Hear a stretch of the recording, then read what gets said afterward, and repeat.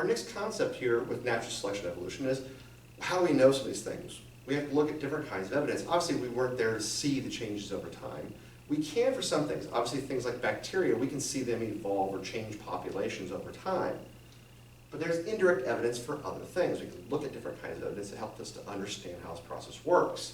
One of those are fossils. The downside of fossils is there's gaps in the record because as things die, not everything leaves a fossil. Soft-bodied creatures don't leave fossils very often. And even the things that have hard parts of the body like bones and teeth don't always leave fossils because it depends on the conditions. Sometimes there's things that just destroy or basically erode away those things over time. So we do have fossils of things like camel evolution. So we can see animals that were smaller, over time they had a little bit different development of changes to their body, till you get to things that look like this, that look more like a little bit like a llama or a deer, because those are related to the camels. So you can see how changes in the skull and the foot structure over time changed them, and they got a little bit larger, more adapted to their environment. Everybody always says, well, things got smaller from ancient times. Not everything did. Some things got bigger. It just depends on their environment and how it changed and what was most beneficial to them. Their anatomy, we look at anatomy, compare anatomy between different groups of modern creatures to try to explain this concept. We can have what's called homologous structures. Homologous means they come from a similar background. So similar structure from a common ancestry. That shows that they have a relationship that way. So the forelimbs of birds, whales, dogs, and crocodiles.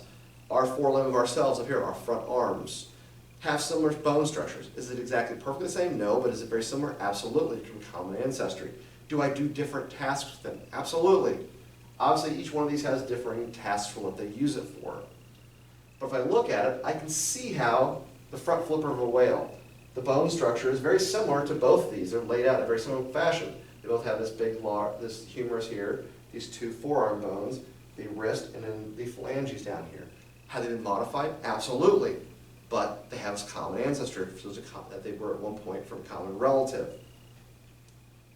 I can also have analogous structures, things that have a similar function. Mistakenly, people think that they are from the same ancestor, but in this case, they come from a different way of getting to the same basic purpose. So in this case, wings. Bird wings, bat wings, insect wings. They all have a purpose of flight, but they come out in different ways. So for example, an insect wing is just basically an extension of this exoskeleton. It's like you stretching your skin out, hardening it up into a wing.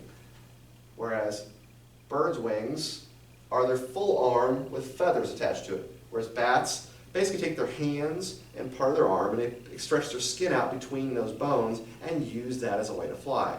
That's why bat's name actually means like leathery flying wing in their actual Latin name for their group.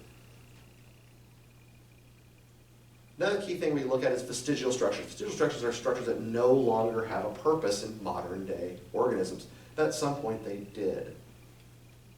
In humans, the appendix.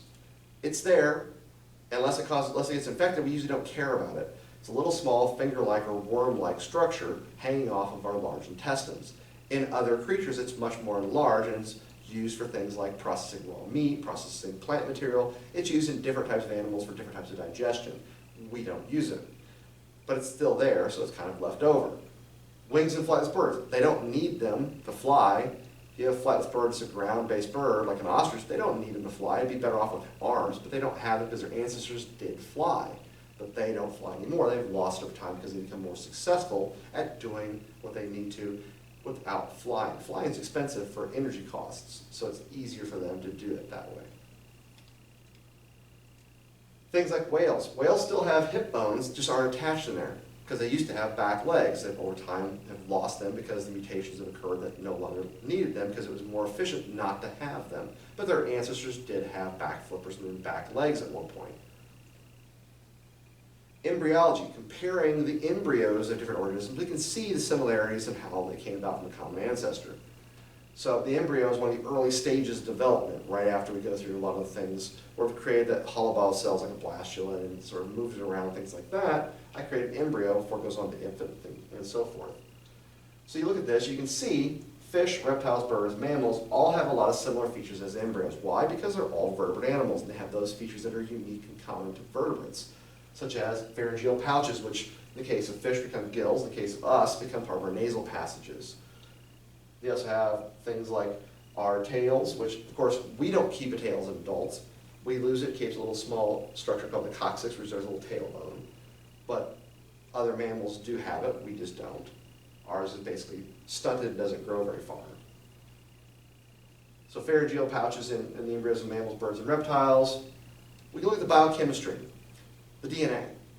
If you look at DNA, you can compare and see who's related to who based upon similarities, with some problems and some exceptions. But you do see how things are related based upon the traits that they have and how those have been passed from group to group. So that is one way we can analyze and look at families and who's related to who. And that is